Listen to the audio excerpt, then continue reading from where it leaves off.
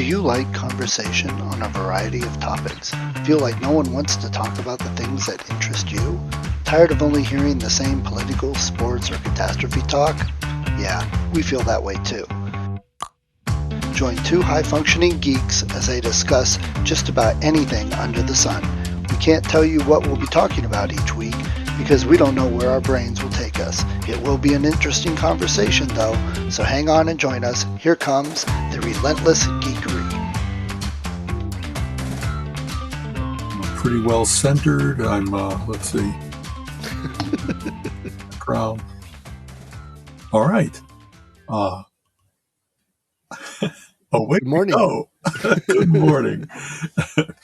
I was, so I know that, so first thing I did this morning was, the market tanked over the last couple days, as you might be aware, especially tech. And so I was down serious money, and I've been watching a couple of my stop losses fired, a couple of my, I had wanted to reallocate things based on latest guidance from Motley Fool as to the portfolios that I'm in and which ones they had the most confidence in. And then luckily, one of the things that I got out of in order to then buy other things really tanked a lot. And so I avoided those losses, I guess. But overall, my portfolio was down serious, like, the biggest jump, even worse than last March, which is where we at last had the last tech and growth bloodbath, if you will. But this morning, there were many indications that it's hit its bottom and that we're on the way up. And so I frantically rebought into, let me think how to say this. I bought back into one thing that I had not that I had gotten out of, but that was now at a better price. And then I bought into shares of various different things that I wanted to have more of because the omens and portents of them doing well is good, and they were kind of on sale. But as you might imagine, you're trying to do all that while like watching, okay, is this really going back up, or is it just a blip and I'm buying into further losses? And I know this is a ridiculous thing. I really am in it as an investor, not as a trader. I really don't care what happened tomorrow or what's going to happen tomorrow. I care what's going to happen in 3, 5, 10 years.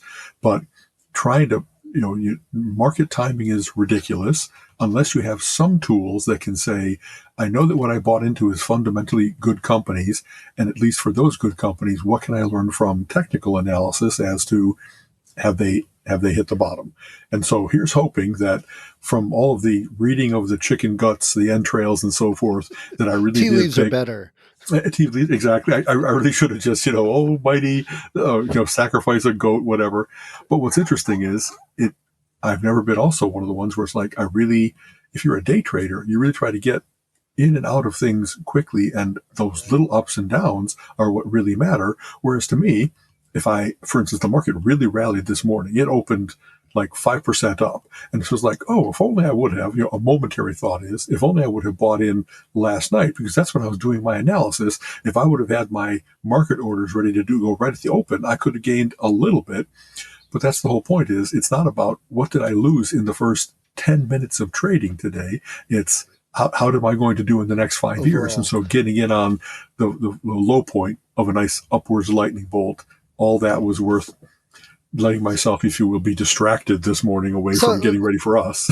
Let me ask. So let's say you put in $1,000 2 years ago, and right. That's the only real money you've taken out of your bank account and put into your trading accounts. And you've been saying how they've been going up, meaning, the interest on the shares were up. So now today I've got $1,100. Now that money was reinvested. It's compounding and it keeps going up. Exactly.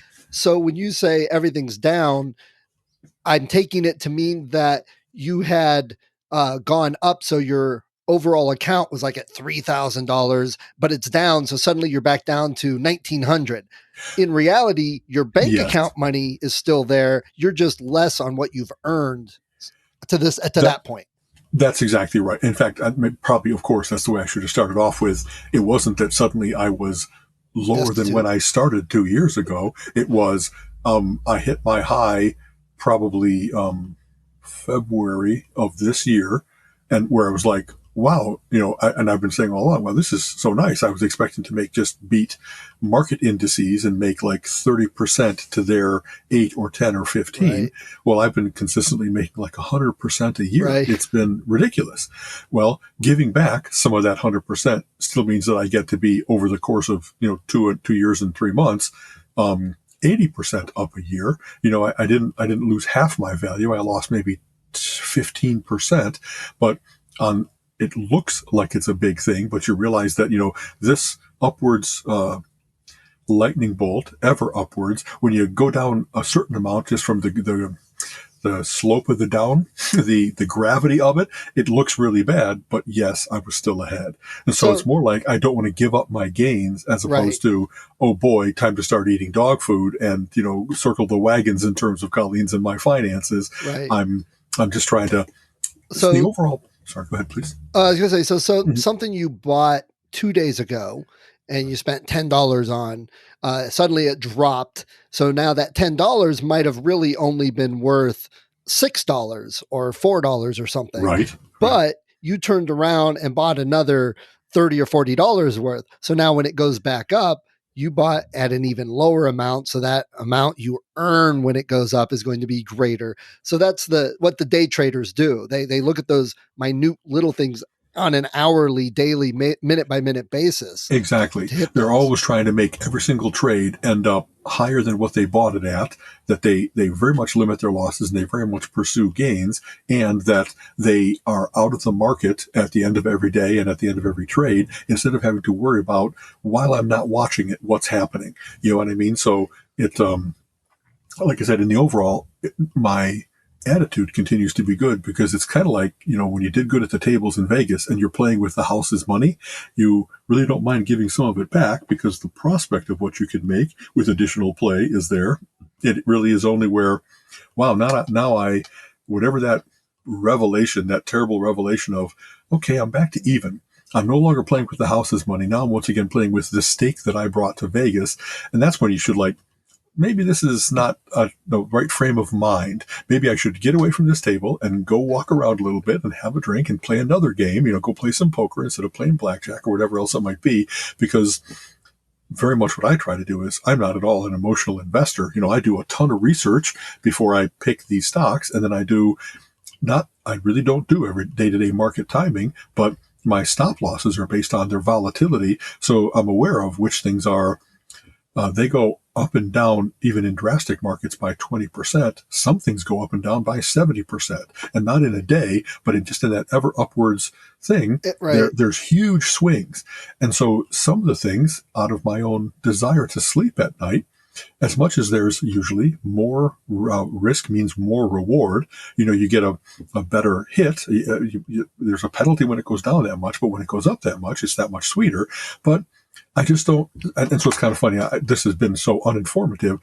I have stocks like Fastly, it's a place that specializes in edge server processing. So that data that needs to be very, very quick for lots of different customers, they set up server farms to make it so that the internet overall is that much more responsive to everybody. And So people like day traders that need the stock information yes, immediately. exactly. And hopefully it's kind of funny. There really is a whole subculture, and Michael Lewis actually wrote a huge book about this, where, those people that financial data in split second trading, that it means a lot to, they're willing to pay a lot. They'll work out of a terrible building like on the Hudson River in, am I right here about this? Either the Brooklyn or the East River in New York, but that also happens to be right next to the point of presence from AT&T and various different backbone companies. And so, because that's where they're going to be able to jack their line as directly as you possibly can, the least amount of fiber, the best Right. amount of electrons flowing. You know what I mean? So they get that incredible quick response time. And so this company, it really is more, I think, the build out that's been causing is because of the amazing growth of video in the United States. As we have more and more on-demand video places, Like this. that's rich media like this. It's amazing that you and I can see with reasonable clarity each other in real time, though we're 60 miles apart or whatever else it might Ish, be. yeah. You know what I mean? And so that's what's caused a lot of, and even before Fastly, I don't know why the company's name is escaping me, but there's been a couple places that said, this is a good play. It's not so much for the consumers. It's a business to business thing where they go to the big, like Netflix, we'll build you a big server farm that lets your content be distributed around the United States. So geographically you have much advantage, and by concentrations of users, you'll have advantage. And so, that's a good play, if you will. Right. But they also go up and down by 70%. They're one of those that the market really likes them and then really doesn't like them. And any information available to them is much overreacted. And so, whereas I initially bought in relatively large because their business tale is very convincing, I just didn't like that I can't sleep at night knowing that I've got, thousands of dollars at stake, and it transforms from 2 to 20 to 10 to, do you know what I mean? It's crazy. That's why I wouldn't want to do day trading because typically, and we talk about the graphs. If you look at that, in fact, when I'm doing the production for our podcast, and if I zoom in on our audio, they're like big waves and there's lots of space and stuff. But if I crunch it all down and view the whole thing, it's almost one solid wave. And right. That's harder to differentiate between what was going on then. Exactly. Right. And, for me, I'm like, okay, I know if I go into a day trading situation, I would be staring at these things so minutely close and I'd see these jumps up and down. It would drive you crazy. But when you take the last 5 years worth and look at that graph, it's more of a little jigs, but it tends to go up gradually. So that's right. And that's what they recommend, balance it out, get some investments that are going to grow slowly over time, get some that may be highly volatile with risk, but you might get a lot of return. And, we talk about this a lot, everything's kind of on a scale. Some people are just like, I just invested it, I'm done until I retire. Other people are like, I want to check it every couple months and see where things are generally going, or take some of that big gain and move it into the slower gain. And then there's other people that go daily, minute by minute, 36 hours a day. Yeah.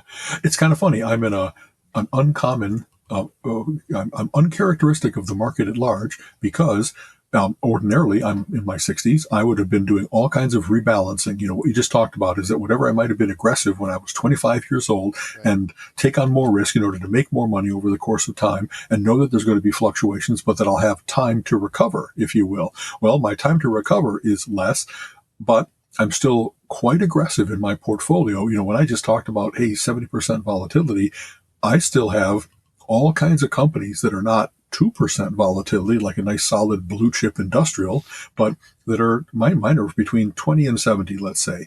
And the reason that I can do that is because Colleen has investments that are wonderfully conservative. She's got various different track the index type things and various different let's say overall, she's got all the diversity that I would be looking to rebalance towards. She's already taken care of that. So while she's the anchor that makes sure that we're going to earn a certain base percentage every single year, I'm not swinging for the fences, but I sure am taking on many, many more calculated risks in order to say, if I am willing to do the research and have my aggressive posture earn us money, between the two of us, it kind of balances out that, of the pots of money that we have, our overall, it's kind of funny when I keep talking about, hey, I've made 230%. Well, really, we've made, 120% because hers are very conservative and mine. And so the overall balance is there. And I think that I've gamified this. People talk about doing this kind of thing, that if you're looking to, get advantage from all you've learned about gaming and apply it to a real world situation, it often works. And so I'm not like, this is a kind of game where I don't have to watch every single move that's being made, but I am trying to make that every single move I make is, it takes in all these things I've learned from the past. It does the best guess at what's going to happen for the future. As I watch over the course of time, I do adjust my strategies instead of just buying and sitting and holding on to it. I keep trying to, as the other players make their moves, the game shifts. And so, hey, they just bought up all the stone. Now I'm not going to be able to build. Right. And so there's rough analogies with any kind of resource management game, any kind of trying to outthink your opponent game.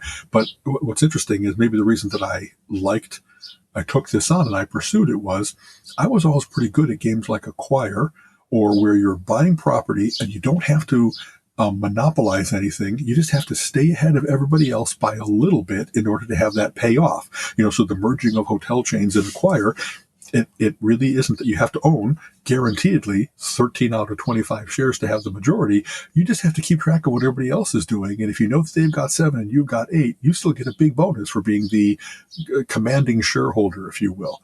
Right. So that's kind of what I'm trying to do here is I know that the market is efficient and everybody else has this information. And there's people that do this for a real living that have much faster and much deeper access to information. But it's not so rigged a game that I couldn't say, well, given that I have those slight disadvantages against me, I'm still a good pattern finding mutant. I still make a series of good bets. You know what I mean? So, and part of why I kept monitoring it was I wasn't sure that when I started, very much what I had approached this with Gambit and my artificial intelligence things back 20 years ago was that I was trying to find something that would be a virtual me and then just let it run instead of it being that day to day. How much time would it take day to day for me to get to this confidence level? And so the reason that I kept track on a day to day was, how am I doing? And as I got into 10 and 20 and 40 and 50 stocks, it was, well, am I half and half? No, I'm actually like 55 out of 60 that I've picked winners, and that a lot of the winners that I picked have done really well. So on the basis of overall out of my portfolio, how good was I at picking them? And on the basis, did I pick really big winners? All those things were working. And then it's kind of a virtuous cycle where keep doing what has been working, keep finding the next good stock, keep putting more money into the stocks that are working and let it work for you. Those things making money and it being reinvested and that making more money. So again, it's kind of funny. I know this isn't the stock report, but as I was going through my list of what I want to be in, and like I said, because I had bailed out of some things, I had a pot of money that I was going to be able to reinvest, and I wanted to get it in so that my money's in the market working for me. And so I was going through and saying, well, I really want to be in these 10. And then I looked at, well, the stake I already have in these 10 is high enough that I don't need to put any more money, and I've already got a big block of money working for me, and if they do well, that'll be okay. But from the timing of when I put things in, and so, for instance, Mercado Libre is a big success story for me. I think I've made 230%, really in it. And instead of having to put more money into it, it's like, well, let's just let that money keep working. Whereas Etsy or Pinterest, which I had probably half that stake in, it's like, well, let's just bump them up to, I don't know, $2,000 more each or something like that to just, and I was also thinking, let's not make a big bet. I don't have the confidence in how this odd, the market is currently really responding to the stimulus package, the rising perhaps of interest rates, and the slight turn away from stocks as the only thing worth investing in for the last couple of years. I've been blessed by, because the Fed has kept interest rates at zero and there's no money to be made in bonds. Anybody who was trying to make any kind of money was turning away from both governmental and in a lot of cases corporate bonds and always being in the stock market. And now that the stock market might not be the only play, there's automatically a little leakage towards the places that have wanted to be in bonds to have something more conservative. But if and again, it's kind of funny to be the financial report, and because this is geekery, I kind of can't believe this kind of thing happens. At one point they broke the dollar, and that's a phrase for when usually if you put money with the bank and buy a CD or any kind of money market fund, they'll pay you a little bit for the privilege of now they have your money to use for their investments. A lot of banks, and not so much in the United States, but in international, had started to actually charge people for keeping money at their bank because even their most conservative money market or other most liquid assets that the bank was saying, we can't make any money on this. For the safety that we offer, for the liquidity that we offer, we're going to charge you to keep your money with us. And I kind of couldn't believe, that people would actually say, okay, that's a good deal. I would have thought people would have fled whatever companies and countries those were and said, I'm going to a place that at least values my money. When you find out about the huge world of international finance, that there really are reasons for places to, in offering pseudo stability to their customers, they'll actually keep their money in the most secure Swiss accounts, losing money, while the rest of the world is saying, well, that's ridiculous. You shouldn't be. So, reason for saying all of that is, the fact that the market had been doing things like a lot of systems didn't even have what's your bond rate. It can't go negative. They didn't even have a way to put that into their system for what's going to happen when, and with so those you know what I mean. Dang old computers, Honestly, 2002K exactly. problem. Not just the Y2K problem, exactly that. And Colleen talked about this, that she had systems with clients where they didn't have a way of showing like negative returns on various different ultra conservative things because they never anticipated this could happen. Right. And so staying away obviously from those kinds of things, but just going into whatever is interesting. I was very much into tech, and there's been a certain amount of, and it's kind of funny, you can't really attribute human emotions, but there is irrational exuberance in the markets. And so when you see that there's certain people that they're not only worried about being in tech, they're happy to take their revenge on it. Do you know what I mean? They've watched these things go up, and they know that it's the price earnings ratio, which is a usual measure of being able to say what the company, putting money into that company is worth what your expected returns are. And especially when you have your bond rate go up, all the money that's in those companies has been based on growth and getting to profitability. It really affects those a lot because now the illusion that you've bought into of future dollars are worth kind of the same as current dollars if interest rates are low, suddenly that really is a big thing and a big multiplier depending on how long you look out at. So if a company's been saying, hey, we're going to be profitable in 5, 7, 10 years, and you're thinking, I don't have any confidence in 2 years that the dollar is going to be worth same now as then. And so when it starts to affect things like the 10-year treasury, not T-bill or T-bond. I'm trying to think which, there's certain long-term rates that when they change, the whole market says, okay, we're kind of in a new phase now. We're kind of in a different place.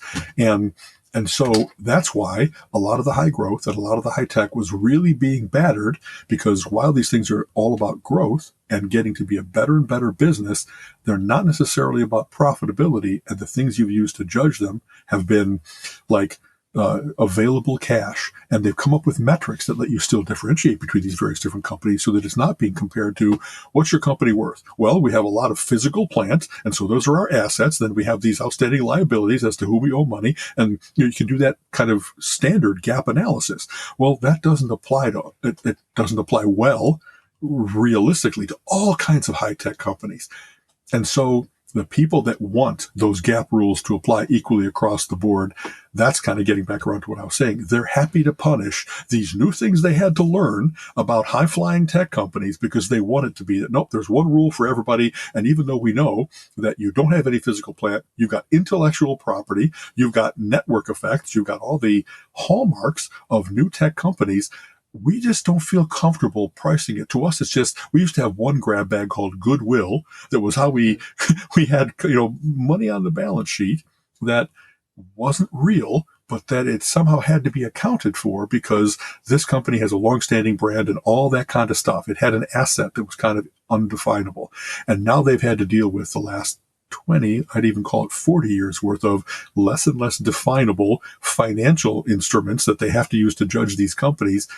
And so it's kind of fun. I hope you don't mind me going off on the rant, but there's like interesting geeky philosophy in this when you see that there's real emotionality in people that have been in this business for 20 and 30 and 40 years, and they liked it when they were the master of all that they knew, and that they could kind of like talk down to people about, well, that doesn't make any sense. And yet, while they were saying about that doesn't make any sense, the Teslas and the Facebooks and the Amazons and the Netflixes of the world were turning into amazing companies, and all the advice that they gave to all their clients saying, don't believe in that Netflix stuff, don't believe in that Amazon stuff. They had huge egg on their face for not having said, I have to find a way to value this because it really is becoming an amazing world-spanning titan of a thing. It's worth kabillions of dollars now, and yet they missed the boat. The tech is definitely, 20-ish years ago, tech definitely was not what they were used to, was not the normal company. And it changed things, and it still is, though now they're catching up a little bit. And Yeah. I want to jump back. You mentioned you gamified things, and I think that's hilarious because immediately the first thought that I thought of was the game Pit, which is based on stock trading. Love Yes. that game. Have a great time with it, especially because we've got 8 people in our family, so it works very well. It works very well. That's a whole family But game. Exactly. but as you mentioned, there's a lot of geekness to the trading. You put your analytical mind on it, and like you, me, and lots of other nerds and geeks, we like those puzzles. We like those things to solve and figure out. And okay, so which stock is going to go up? Which is going to go down? What's a good one to buy? When should I sell? And that's very puzzle like. And it's probably also why so many of our contemporary friends like things like Civilization and SimCity and all those other things, because it's get the resource, build the city. Do I want to put this here or that there? Do I build this up? Do I put more money in that? And it's the same type of thing. I can see that, once you give the day trader geeks all these tools, why it changes the landscape of things. Right. One of the things that I've tried to do is, I know that a lot of those tools are available and they tout themselves as being, you too can be an Amazo trader because our statistics will tell you that. And what I've discovered is that I do really well with fuzzy logic, as they call it. Another thing they've tried to simulate is that computers for a long time have been excellent at doing precise calculations much quicker than human beings can do when you get to a precise answer. But there's all kinds of things in this world that don't necessarily follow that. When you're trying to say, how dry are my clothes, that they're time to take them out of the dryer, and trying to do it where there's an exact algorithm that figures that out meant many over dry or under dry clothing, but they figured out a way to do it with like fuzzy logic circuits that say, how does it feel to a human being? How does it, in the overall, the batch has 30 elements in it, pieces of clothing. What's the overall? And so finding out how they did that with neural networks, with relative ways of judging, combinatorial explosion, think of problems that have all kinds of ways of the number of solutions and the number of elements involved in those solutions is so large that it gets multiplicative and geometric and incredibly difficult quickly.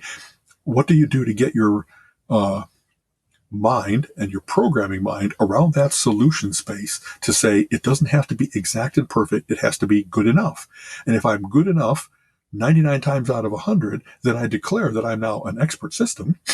And that, Right. you know what I mean? To human beings, I've just now, so I know how to make sure that my rice in my rice cooker is always perfectly done, or my dryer works, or my stock trading works. And he said, again, applying a ridiculous blunt analogy to something that really, it isn't exactly the same in each of those circumstances. But I've discovered that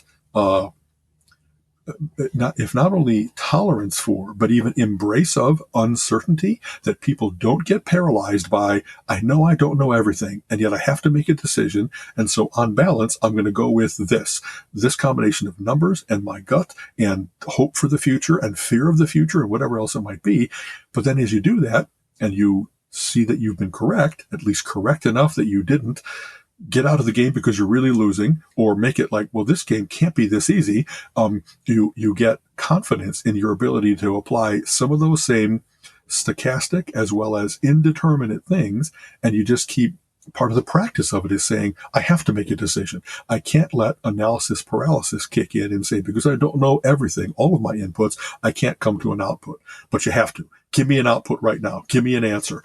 And so it's kind of cool to be, I don't think that I'm mightier than all the programmatic trading out there, but so far I haven't totally succumbed either. I've made a whole bunch of good choices just on the basis of, I know I have incomplete information, and I know that if I do it at the start of the day versus the end of the day, that my mind is in a different place. Am I tired or whatever else it might be? It's been at least heartening to know that, like I said, and by that gamifying, I had to, one of the things you have to do, I think, is give yourself a remove. You have to sit back from, oh my God, it's my money involved. And this is, I don't want to be eating dog food. And my kid has to go to college and all that kind of stuff. I think that's, for you, not having Colleen as the backup, that gives you the freedom. And here's the thing I feel myself, I've discovered. If it was only you and this was only your money that you were investing in, you would probably be a much more nervous wreck. You'd probably be a little more uptight. You may not be as willing to, hey, I'll just try this, or let's see how this goes, or, oh, it went down, well, I guess I better move it. You'd be like, oh my God, you'd probably be much more stressed about it. And the funny thing is that because you are not stressed and because you are a little more free and open and it's, relaxed, you make choices that actually skyrocket and they make it even better. So by being stressed about not wanting to lose your money, you'd probably earn less money. But because you're relaxed and you don't care as much, you're making choices that you're earning even more money. Honestly, that's what you said is all very, very insightful. And like, again, gamifying is like that you have to say, I know as a human being that I don't judge odds well when I'm under pressure, when I'm feeling that, human beings will do a lot to avoid disaster far more than the chance of that disaster happening. Anthony That's Robbins, what insurance is based Pain on. and Pleasure. Absolutely. And so not only, and I know that also my mind works better, like I'm much faster, quicker, smarter when I'm running nice, cool blue green and I'm joking about things. And I'm like, so how I did on Jeopardy was so much based on that I wasn't my usual, like just sitting around throwing out cool facts and everything coming to be unbidden. It was, oh my God, I'm on TV and my wife and my parents are here watching me and I really got to do well. This is, oh my God. And it wasn't, I don't know, Jeopardy was not the goal of a lifetime like some people make it out to be, but I really wanted to do well. Can I play with the big boys? But absolutely, the physical signs that I was going through of having butterflies in my stomach and like really feeling like, man, I got to pop some diet gel. I don't want to like vomit on camera. Well, because They would edit that out, so it's okay. I was going to say, I should have just counted on, that would not make for good TV. They'll take care of me. But am I getting those feelings? Let me know. I'm not in my usual best frame of mind. This isn't jokey, Al. This isn't make a pun and make an association and just be effortlessly a smarty. It was some more stressed version, and that evidenced itself when I had really. Anyway, you know what I mean? I knew it. Absolutely. I couldn't seem to come out of it. I didn't have that. Whatever that thing is about the hour between dog and wolf, where you change from a nice dog to like you're the perfect hunting machine. I couldn't seem to summon that as well as I do. I'm just doing it casually. Isn't that fun? Mindset is definitely a thing nowadays. They've kind of, put that name to it. But, I discovered this long ago, back in my music days. If I was super nervous about a lick or a class or something I was playing in front of people, I would be a little more tight. I'd be thinking too hard and overthinking and not paying attention to just the music. The times when I said, yeah, whatever, I don't care, are almost 100% the times when our band won the contest, or people come up to me afterwards and go, oh my God, that was so good. Because the little mistakes that I was so worried about, people don't notice as much because there was a warmth and a feeling to the music. But when you're uptight and you're trying to hit it so perfect, it takes that joy out of it. And when I tried to show my kids that, we went to several festivals and stuff, and there was always live bands, and we'd be listening to a live band, and I'd be like, so what do you guys think of them? They're like, yeah, they're okay. I'm like, right. They're playing everything fine. They're hitting all the notes, perfectly, but there's no soul to it. There's no feeling to it. And you go back and listen to those old blues guys and the piano in New Orleans and vamping all the time. They're putting themselves into their music. Sure. And you hear it and it's not precise. It's a little off. They may hit a key incorrectly and, they keep going. Overall, you think about it. So, I mentioned that just with your stocks, but overall, that's something I've tried to do with my writing now. I talk about that every other week, it seems. But the times when my mind's going a million miles and I got a million things going on and I'm so worried about getting this done or getting the writing, the sound right. The first weekend I wrote anything on my first book, I got like 15,000 words in. So it's like 5,000 words a day, Friday, Saturday, Sunday. It just pours out of you when everything gets set up correctly. Exactly. And it's still, I still think it's still good writing. When I go read it, I'm like, yeah, this is pretty good. There's some things I fixed and changed, but overall, you got a good feeling from it. So, people who talk about mindset, that's definitely a thing that, people should be aware of. Exactly. I know I've talked about this before, but let's get some detail. I love the concept of flow. There's a guy named Mihai Csikszentmihalyi that wow, I think it's got to be 30 years ago, wrote a great book, Flow, that I discovered early in getting out of college, and it so much encapsulated that thing I got when I was coding. And it wasn't coding like under deadline and, you have to get this done. It was, okay, it's the start of the semester and we've been given a series of things we have to get done by the end of the semester. Let's just play around and see what happens. And how many things I was able to get to a interesting, quick, early solution just by playing around, just by, and it's not only, it is go to your best place, go to a place where I was isolated, that there were no distractions except what I put in, my music and my lighting and my peanut M&M snack or whatever else it might be. People that could do that in the library with all of the people stopping by and saying hi, and just that overall random susurrus of noises from people shuffling books or whatever else it might be. I was never been able to do my best work. I'm very much more a caves and commons type guy, where when I need to get something done, I go off in my cave. I go by myself and control my environment. And you can't always summon it, but you have a much better chance of summoning it when you've created that perfect environment for, I'm the master of my surroundings. I'm not going to have any distractions. My mind starts to hold more while it's working on things. So instead of just handling, 3 short-term and 7 long-term, or the other way around, I really was, my whole program could be in my head, and you can see how things have to work and anticipate whatever. Make a little mental note to yourself. Oh, I'm going to have to create the data structure for that. That's also going to be able to be, in a subroutine call that's going to get it. And the ability to make all that happen, maybe take little notes on the side that you don't want to have to load it all in your head. And it's not only coding, it's playing music, like you were saying, any number of musicians. It's mountain climbing, or especially rock climbing, that you're not thinking with gravity about every single thing you're doing. You're seeing it as this overall dance up the side of a mountain.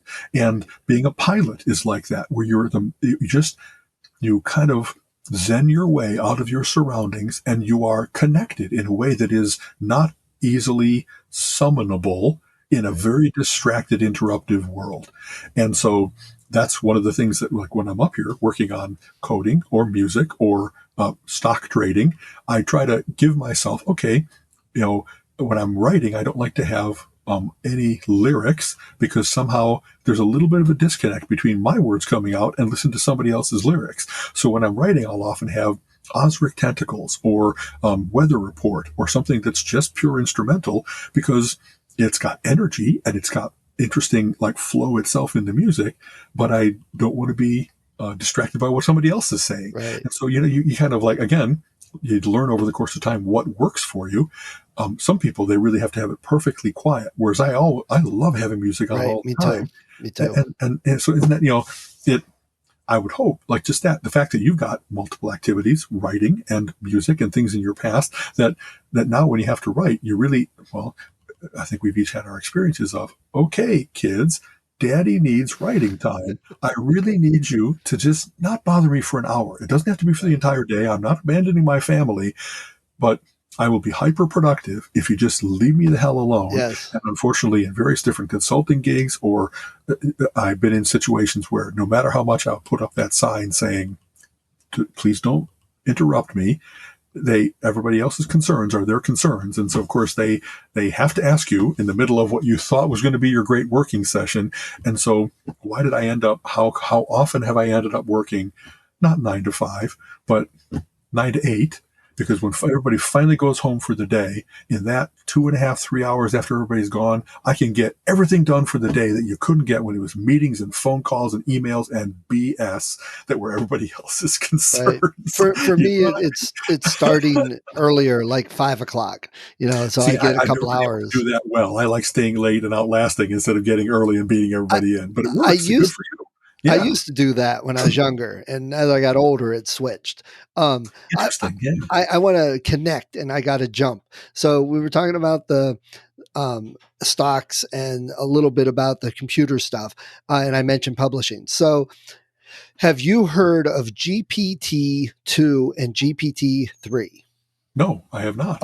Oh man, Al, this is right up your alley. These GPT. are some very largely trained data sets of AI. And GPT-3 is trillions and trillions of gigabytes of data, trillions and trillions of exabytes of data that they fed into it. Essentially, everything on the internet is the data source.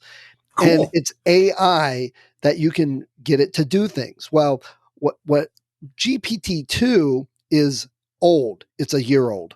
GPT-3 is the new one. Yeah, right. They were like, when GPT-2 was first out, they didn't want to release it to the people because they said it was too dangerous. And now it's like, well, here it is because we've got GPT-3.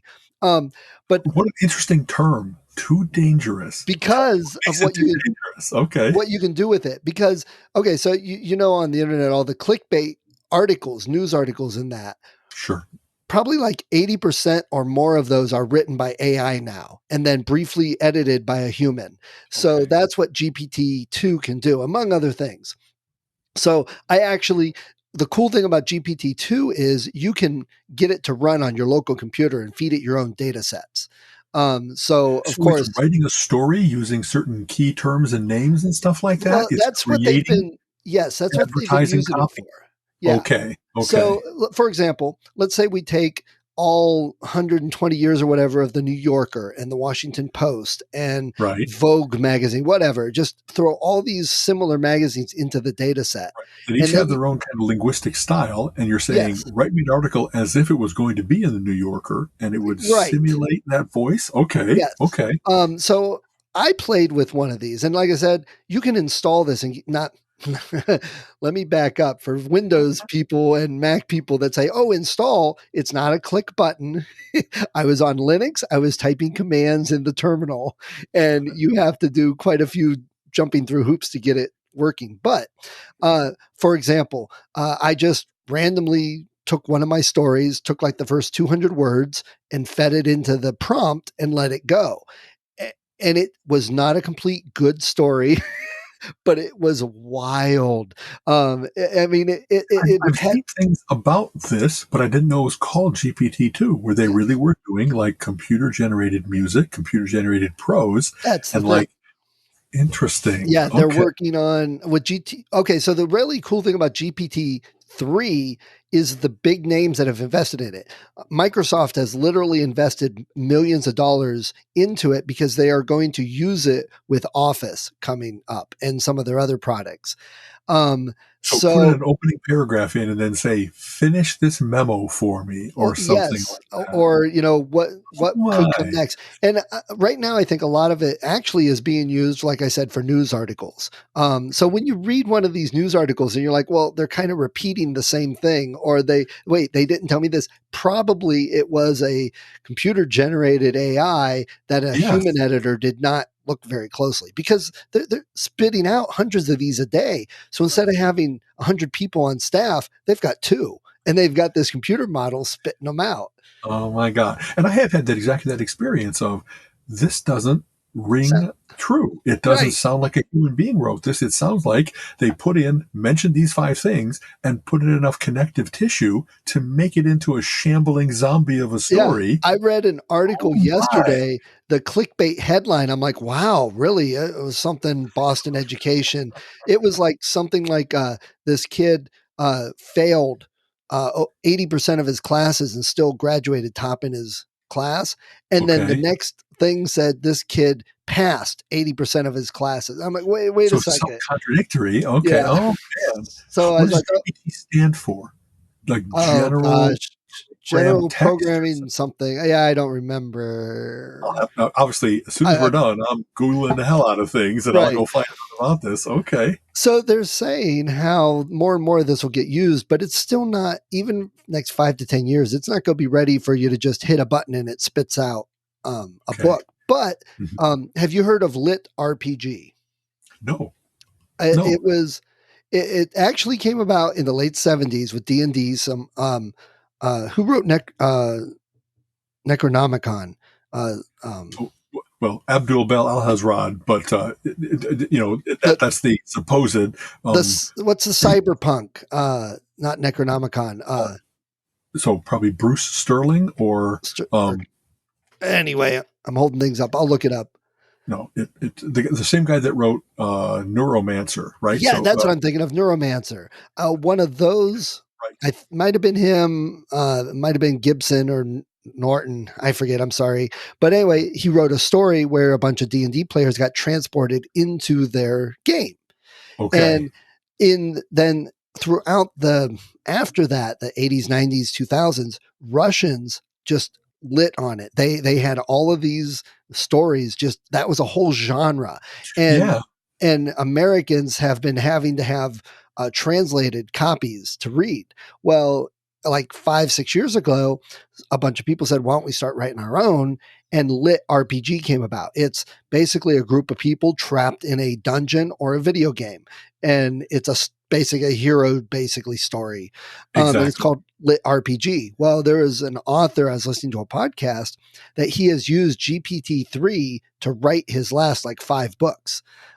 He gets a book done in a month. Now, again, he feeds it a prompt and it spits out some stuff and he edits and takes out or whatever. And then he takes some more of that, feeds it back in, and it spits out the next part. So he's guiding it the whole way. And, if it's going in a direction he doesn't like, he cuts that out, he refeeds it back in, but it's assisted by AI.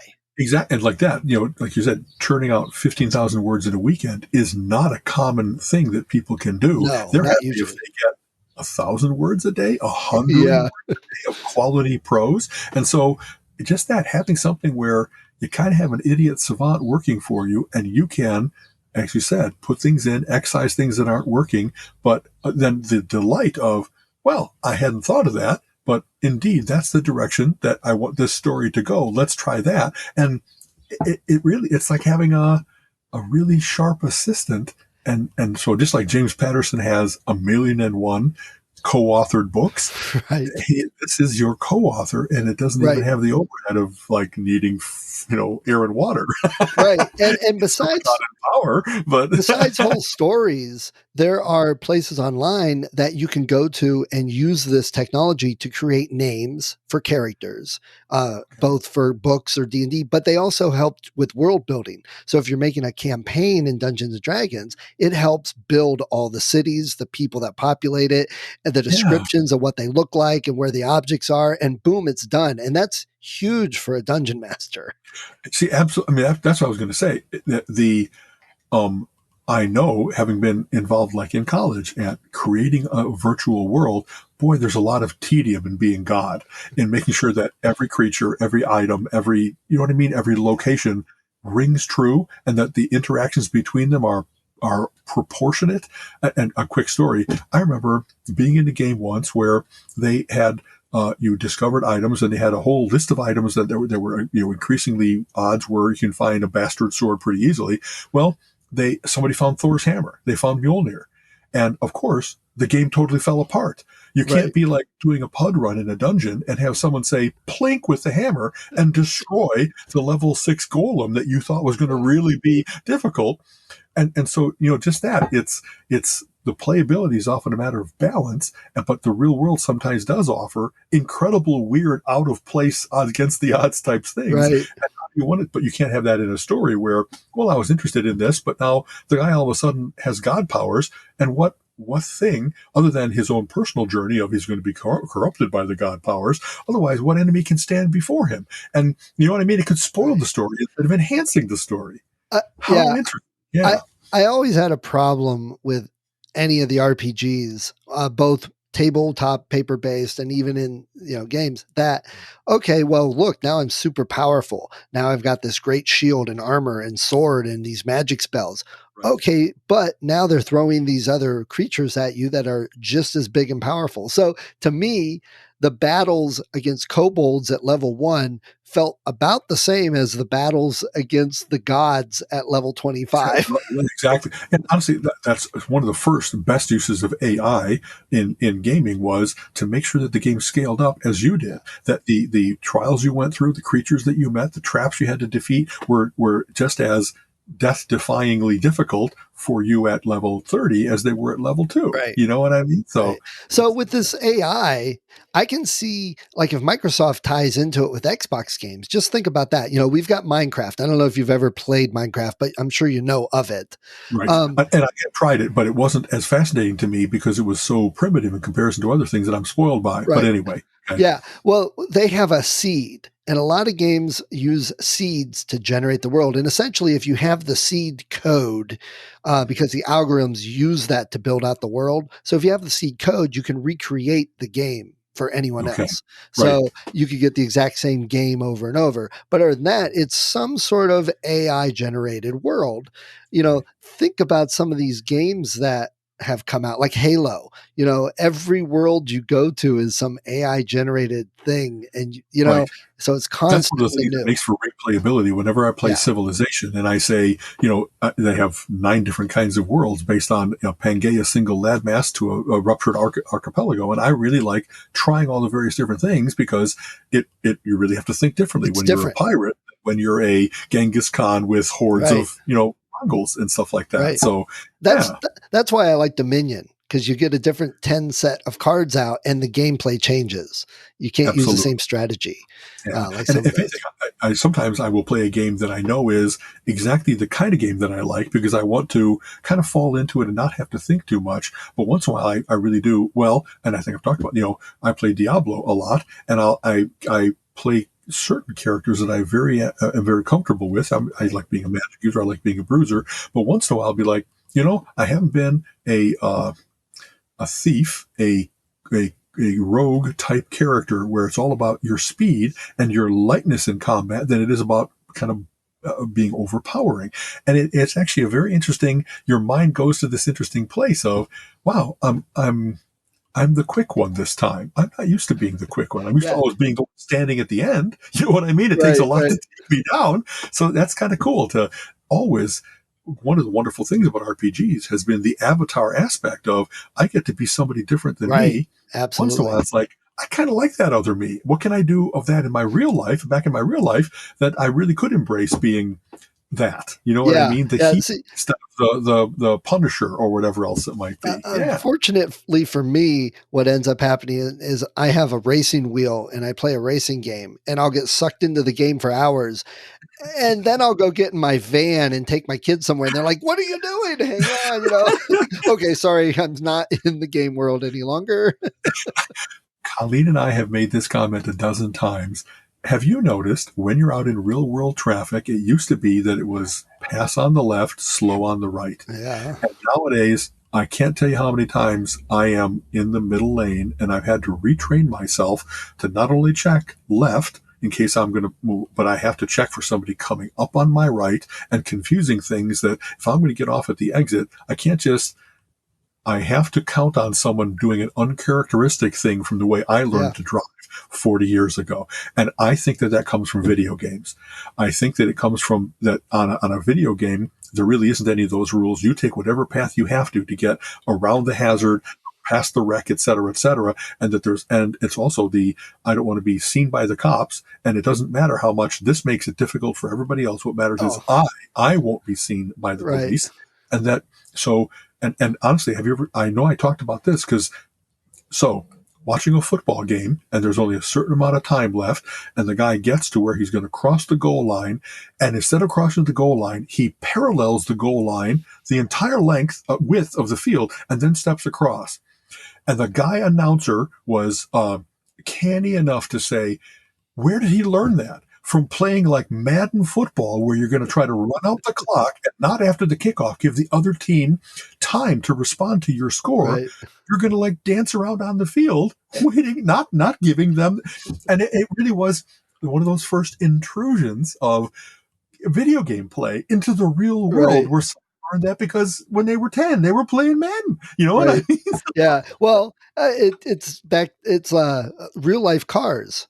You know, the mindset of 20-ish kids is, what do you mean I have to take it in and get an oil change? I just did that 3 months ago. And I have to change my tires and what's a balance? What's an alignment? You know, Right. The and game takes care of all that for you, but in the yes. real world, no, you got to summon those things. Yes. Exactly. Yeah. Yeah. So, okay, we're getting close to an hour, but before we go, let me ask you a question. This past week, what's the album and what's the book of the past week for you? Wow. So, I just finished reading the latest. Dean Koontz has a number of series of his that I really enjoy. The Odd Thomas books from the past. Oh, He love has a those. great series about Jane Hawk, Yep. and this was, I think, the fourth in the series, and a fascinating concept of course, there's rogue elements in our government that want to make the world a very nice, controlled place, and so they've developed a mind control device that you can inject into someone's veins. It works its way through your circulatory system to break the blood-brain barrier and kind of install itself as a little network on your brain that makes you controllable and either placid or enrageable, depending on how they want to use you. But you are a controlled person. And she lost her husband. And I don't think these are spoilers. He committed suicide because they told him to, and because he was a danger to this combine. And she's certain that he wouldn't have done that. And of course, she can't stand the loss of him. And so it's, all these good things. And so that was like a 530 pager that I devoured because it's a great thriller and it's got cool concepts and it's got great characters, the whole supporting cast. It's really, really great. So I recommend those without I'll have to reservation. look those up.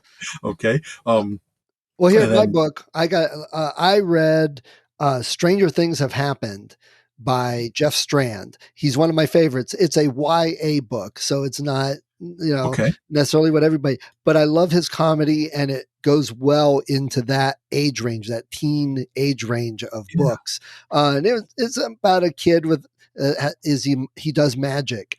But the best part of the book for me, my absolute favorite part, was when the two kids were driving in the car listening to Weird Al. I'm like, okay, that Jeff, you're showing your age, but I like that Exactly. definitely. And I really do love that. Nowadays, there's so much in fiction and comedy and so forth where instead of acting as if the real world isn't fodder for that, many times the characters in the book will talk about, like you said, what are they listening to on the radio? What other books are they as characters reading? Where'd they get this phrase in their vocabulary? Because, they like a Mark Twain quote and stuff like that. And so it's very cool to see that they don't have to come up with it always out of whole cloth, that the way that they portray the world is all of what you and I have, all those quotes and all those lyrics that are kind of running around in our heads all the time. That's kind of cool, And the one thing I do like about his, I mean, obviously, I try and keep up with that age range literature because that's what I'm trying to write. And what I love about his stuff is it's fantasy, but it's contemporary modern type setting. So this kid was in a middle school, in a high school. It wasn't, medieval with dragons or anything like that. And I can relate to these characters because almost all the time his main characters are the outcast kids, the nerd kids, the ones that aren't the jocks. I've talked with him. He grew up like that. We should probably have him on the podcast. Yes. But he writes characters like that. So for me, they're very relatable in that regard. So that's, very special about his books. And actually, thank you for that, because one of the things I wanted to mention about the Dean Koontz books was that he has great vocabulary. And so sometimes it's like, I'm just so happy to see he didn't tone it down for the masses, even though it's a mass production paperback, that he really does throw out big thoughts and things that he's working on. His characters talk about it. And also his characters are not cardboard cutouts and not even like standard, oh, he's the tough cop and that kind of stuff.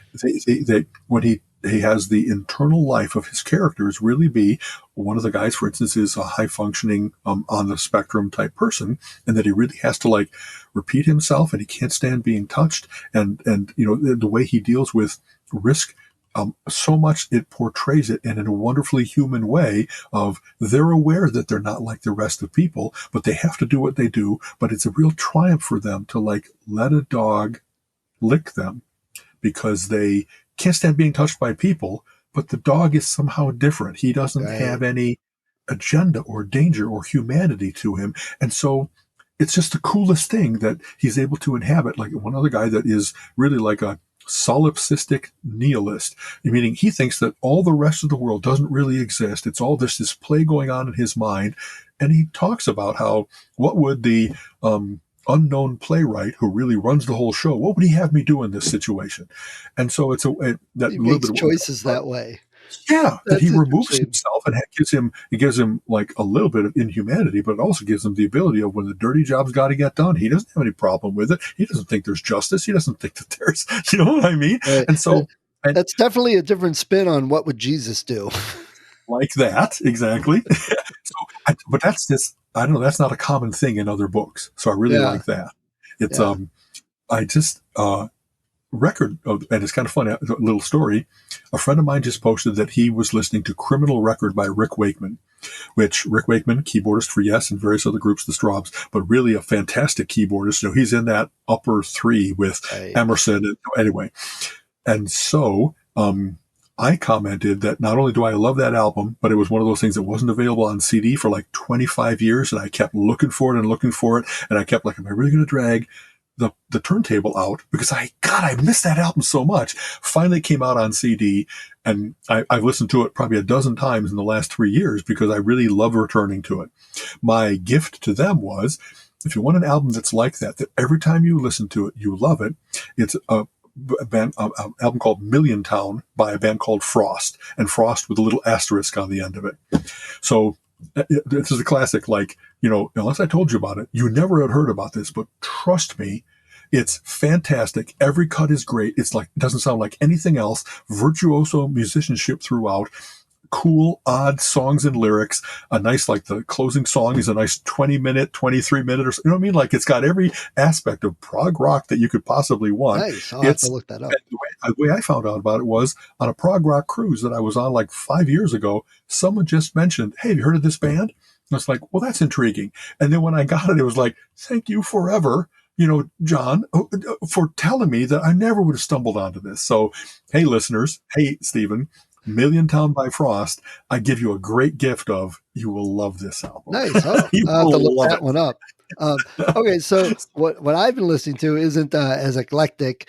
Some of my podcasts, a lot of author podcasts, they were talking, actually, my friend Jay Thorne was talking to Matthew McConaughey. So I'm like 2 steps removed from McConaughey now. But they were talking about how John Cougar Mellencamp with American Fool was their American, not so much Bruce, but John Cougar. So I went back and pulled out, and man, let me tell you, American Fool and Aha and Lonesome Jubilee. Man, he had like 4 albums in a row. Fantastic. Exactly. Yeah. Yes. Paper and Fire.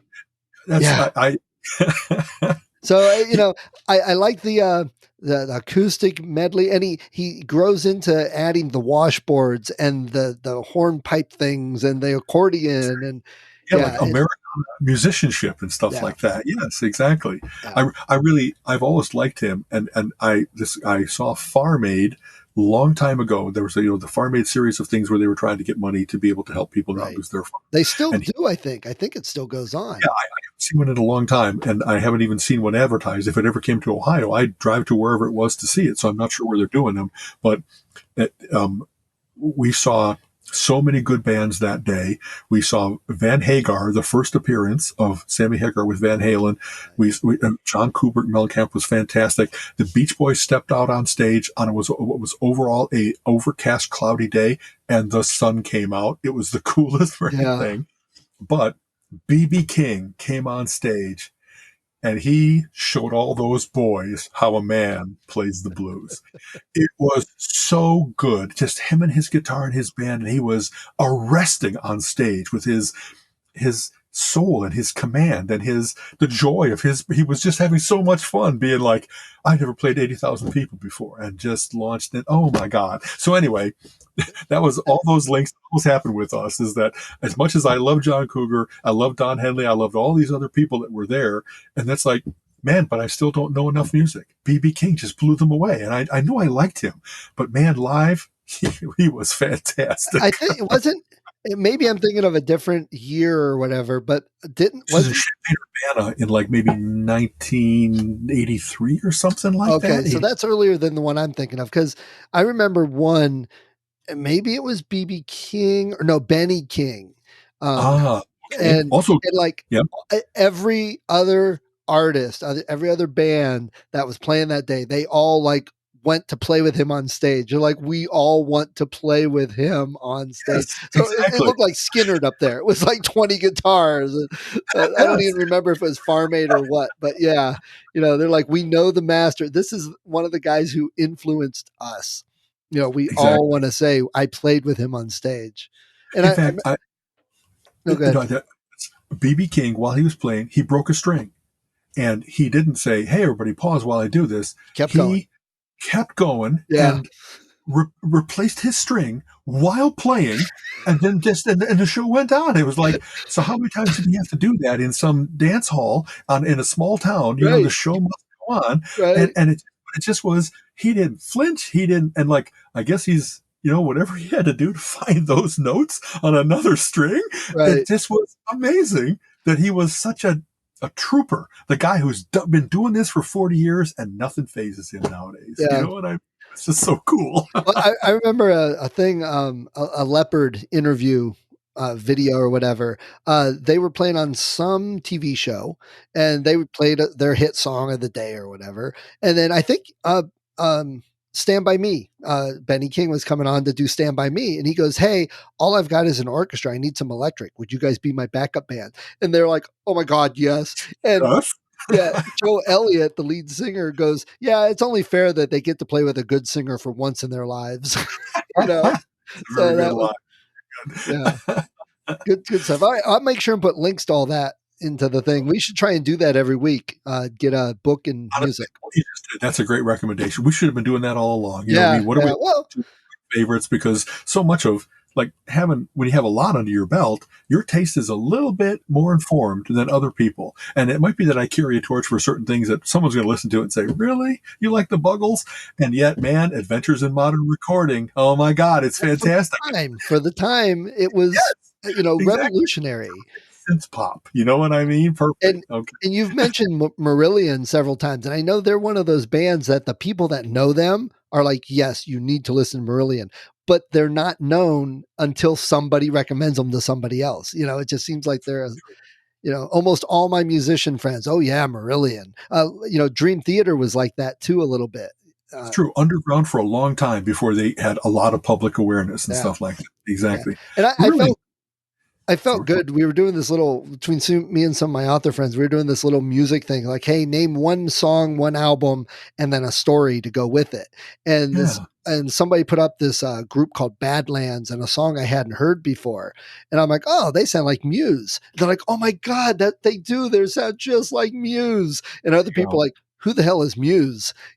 So I love that where someone I don't like it where some people are so slavishly devoted that they sound too much like them. But the first time that I heard Greta Van Fleet, it was like, oh, is that's making what the hell's going on here? yeah. And it was one of the things I had to buy like immediately. I bought I think the EP, and then they had an album come out. I was like, well, I still want more, so I don't care if I Right. get the same songs.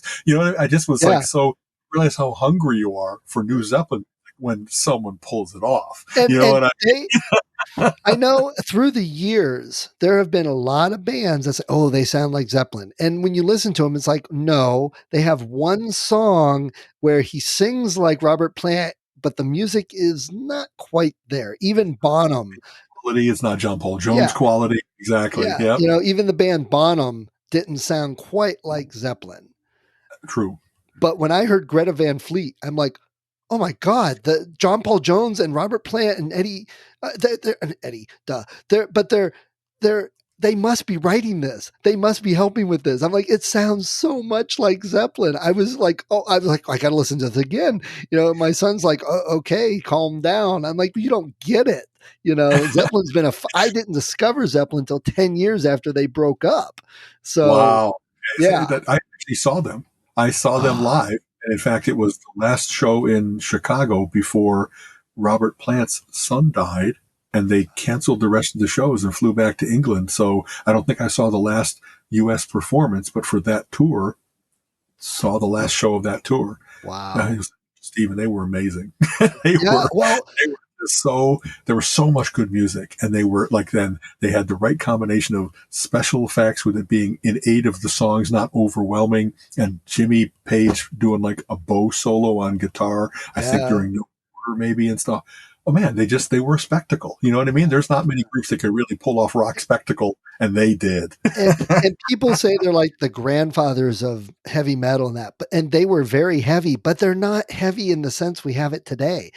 I mean, listen to the third album. It's almost all acoustic, folks. It's acoustic guitar and marimbas and Not just how many notes can I play and how much can I bash the face with my music and stuff yeah, like that. but it's all very blues based.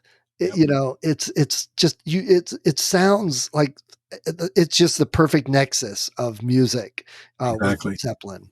They're one of those bands, like I said, when it's been too long since I've heard them, I really will throw on Physical Graffiti or Zeppelin 3 or 4 Zofo, and you know what I mean? Like it, Yeah. I honestly, I even like Coda and In Through the Outdoor. They just did so much. And in fact, it's, John Paul Jones has, a couple solo albums, and his first solo album is unbelievably good. Yeah.